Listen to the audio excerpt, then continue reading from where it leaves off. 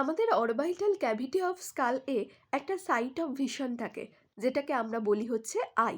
এই আই এর মধ্যে ফিল্ড অফ ক্যামেরা বলা হয় হচ্ছে রেটিনাকে। কেন বলা হয়?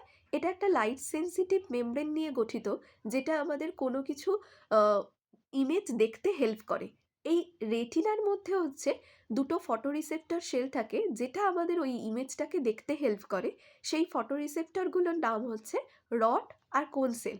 এই রড আর কোন সেলের হচ্ছে বিভিন্ন ধরনের ডিফারেন্স লক্ষ্য করা যায়। কি কি সেগুলো? সেগুলোই আজকে আমরা জানবো। আমাদের চোখে মোট 125 মিলিয়ন রড সেল থাকে, আর 5.5 মিলিয়ন হচ্ছে কোন সেল থাকে। এই রডের মধ্যে যে প্রোটিন থাকে তাকে বলা হয় হচ্ছে স্কোটোপসিন, আর কোণের মধ্যে যে প্রোটিন থাকে তাকে বলা হয় হচ্ছে ফটোপসিন। এই রডের মধ্যে যে পিগমেন্ট থাকে তাকে বলা হয় রোডোপসিন, আর কোণের মধ্যে বিভিন্ন ধরনের পিগমেন্টেশন থাকে, যেগুলো হচ্ছে আয়োডপসিন, সায়ানপসিন বিভিন্ন নামে পরিচিত। এই রড হচ্ছে আমাদের ডিম লাইট ভিশনে হেল্প করে, আর কোণ হচ্ছে ব্রাইট লাইট ভিশনে হেল্প করে। এই রড হচ্ছে কোনো কালার ডিটেক্ট করতে পারে না, আর কোন সেল হচ্ছে 160টা কালার মোটামুটি ডিটেক্ট করতে পারে। এই রডের যদি লস অফ ফাংশন হয়, তাহলে কিন্তু নাইট ব্লাইন্ডনেস হতে পারে আমাদের।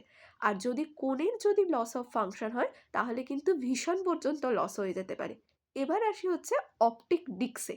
এই অপটিক ডিস্ককে ব্লাইন্ড স্পট কেন বলা হয়?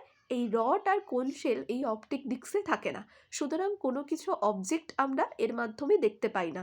তাই অপটিক ডিস্কটাকে আমরা ব্লাইন্ড স্পট বলে থাকি। এটাই হচ্ছে রড আর কোনের মেনলি ডিফারেন্স।